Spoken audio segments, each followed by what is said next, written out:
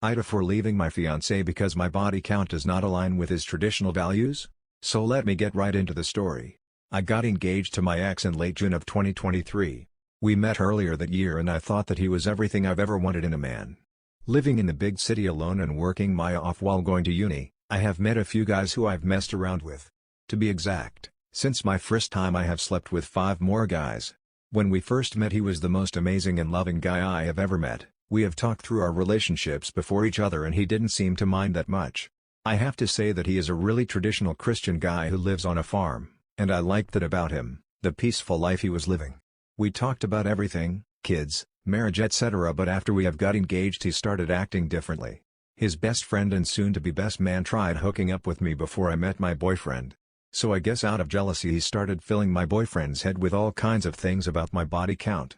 For example, man, she has slept with one of the boys I know and he only sleeps with hoes, but she is a nice girl. I'd what to think about her. And yes, I met a guy in 2022 who was exactly my type physically, and we hooked up, never seen or heard from him after that. After a few months later, my boyfriend started acting like he was entitled to my body. Even if I wasn't ready or feeling like I wanted to be intimate he would bring out how I slept with bunch of guys before him. Then he told me that he only slept with one girl before me. So we have had a lot of fights about that, but I wanted to let that go and work on our relationship and marriage that was about to start. We talked and whenever I did something that was not how he wanted it, he would bring up my body count. I got sick of that really, but the fights only started getting worse. He used to tell me that I would not be fit to be the mother of his children, but in other moments he would dream about that and fantasize our life. His excuse for saying and insulting me was that his moral and religious beliefs don't align with my past life and that sometimes he breaks out because of that. I tried to understand that, tried to work on my relationship with him and even pleaded for forgiveness. But when I moved in with him and we had a fight about my body count again and again, the least drop was his mother joining the argument. In exact words she said, "If you were some mafia tattooed guy she would be more respectful of you. The next girl you bring home will first go through your sisters and my own hands." Meaning they would test her if she is a proper wife. That was when I've had enough of that bull. I called my mom and stepdad to pick me up and they drove for 4 hours to get me home. Him and his mom apologized to me, begged me to come back. But after some of the talks with my mom I realized that things were never going to change, even though I loved that guy and was willing to do everything to make the relationship work. After a month he reached out to me trying to mend our relationship, saying that if I really loved him I would come back and he promised to never speak of my previous relationships ever again. Well, you know from the title that I didn't go back to him, but AITA for leaving him? So I saw some of the people who thought that I cheated on my ex or that I made this story up, so let me tell you a little bit more about it. I did not cheat on him. The guy that I had a one-night stand with was like a year before we got into the relationship. The best friend of my ex knew the guy, that is why my ex and him talked about that. This is not a fake story. It took me 2 months to get this off my chest and talk about it. I have lost friends, because of this guy, who I am reconnecting with RN. I am thankful to those who are supportive of Mural as much as I am to those on this platform. I was just going for a walk with my friend N who knows my ex and he was shocked when I told him the reason. We are not from the US, so posting screenshots won't mean much cause majority would not understand the native language. His mom called my mom. Yes, a week ago his toxic mom called mine apologizing and begging her to let me come back to be their daughter-in-law. OFC, my mom politely denied her offer and blocked her number. The reason why she wanted me back is because no one ever loved her son as much as me and I have many talents I could pass down on her grandchildren. Hell no. I blocked him and his best friend.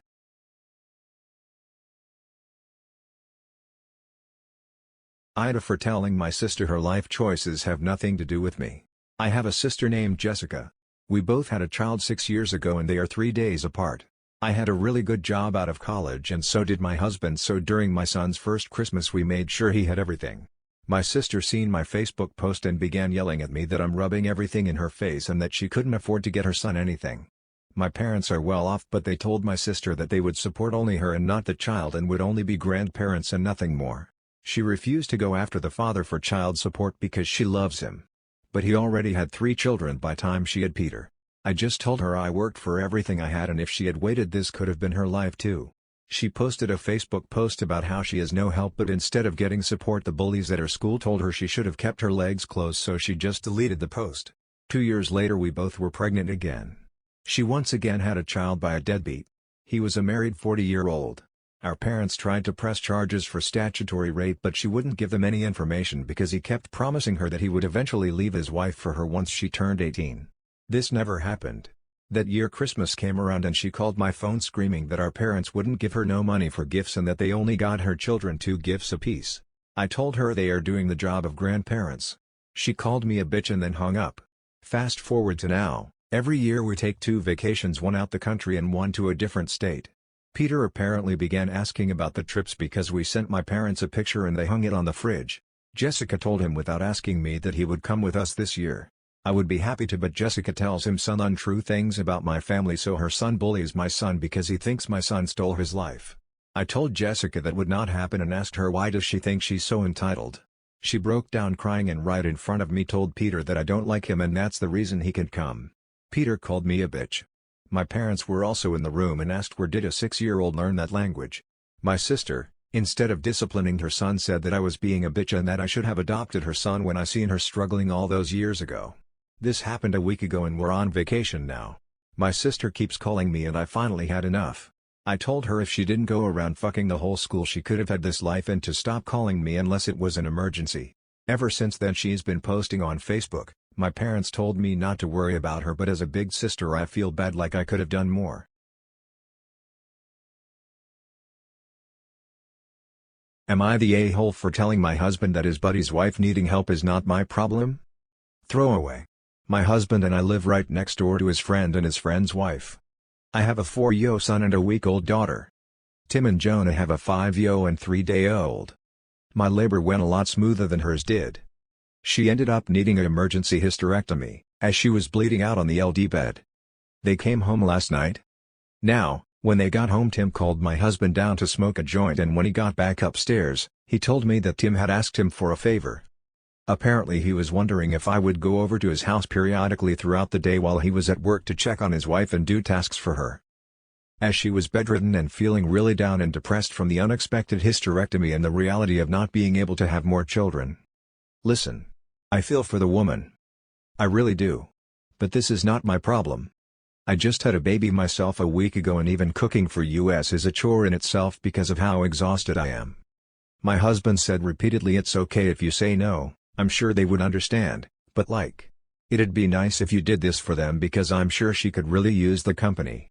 And I know I'm being selfish, but I do not care if she could use the company, and I feel really backed into a corner and manipulated with wordplay. It's okay if you say no, but you should just say yes, that I'm getting really pissed off that I'm even asked of this. I asked my husband why him or his buddy would immediately think I would be available to do this, considering I just had my own baby and I'm also taking care of our 4-year-old. He said I understand that, but you're already up and doing things and she can't even do that because she's bedridden, so she can't even make her kid food or anything. Anyways, I told him no. I told him I had a bad taste in my mouth about them attempting to back me into a corner for a yes answer with their guilt trips, and that if she was incapable of doing anything, Tim needed to step it up and either A, take time off from work, or B, start meal prepping and call someone else to come into his home to do everything else. My husband and Tim work at the same job and they were both given 4 days off when we went into labor, so he had time to try and figure this out, but instead, he just tried pawning it off on me thinking I would say yes. My husband said that he doesn't blame me for saying no, but my attitude on it has caused tension between him and Tim because I'm acting heartless. AITA for not caring that Jonah needs help and telling them it's not my problem? Am I the asshole for not inviting trans friend to boys' night? So, I have big group of friends that have been together since primary school and we have stuck by each other all throughout school and even during college. And we get 2-3 times a week to go to the pub, play video games, or even go on hikes. So one of friends, Angie, transitioned from MTF over last year, and before that my boys and I would occasionally invite her to boys' night. But after she became who she was always meant to be, the way she always should have been, the boys and I decided that we no longer felt comfortable with her attending our boys' nights, as we felt it necessary that we have a boys-only space. Angie wasn't even really a part of the group pre-transition, she just was at school with us, so we occasionally invited her. We also figured this would give her gender euphoria and inviting her to a boys' event might cause dysphoria. And we all stand by our decision. But anyway, Angie would see our stories of us hanging out and once came up to me when I was getting takeout for my boyfriend and myself and asked why she wasn't being invited to boys' nights anymore. And I said, because you're not a boy, We're just trying to support you." She got upset and left the restaurant. Later her sister, who we also went to school with, texted and called me a cold and perhaps I was, but I conflicted. I thought we were doing the right thing. Update. I apologized to Angie. I told her we support, we care for her and we want the best for her. But boys' night are sacred, but they are trans inclusive, as one of the guys is FTM and we treat him the same. Angie says she understands but has lost most of her friends and just needs support. So we agreed one of 3 boys' night is just mates' night for everyone. So happy ending? AITA for telling my mother-in-law that she isn't allowed at our wedding ceremony if she can't accept the fact my daughter will be the flower girl. I, 25F, am marrying my high school sweetheart, 26M. We decided to finally tie the knot after nearly 7 years of dating. I truly love him and thankfully get along with most of his family, except for his mum. She is continuously nagging at me for not giving her a grandson. I know this may be harmless, however my fiancé has repeatedly told her that she already has a grandchild. My baby girl, 5. She's my best friend's daughter. They sadly passed away. She was my godchild, so it only felt right that I should take her in and bring her up in a way I knew her mother, my best friend, would want. Recently, we have begun getting bridesmaid dresses, etc. We both decided to make our newly found daughter a flower girl. She loves flowers, and this seemed like the perfect opportunity to help her feel like we take her as our own.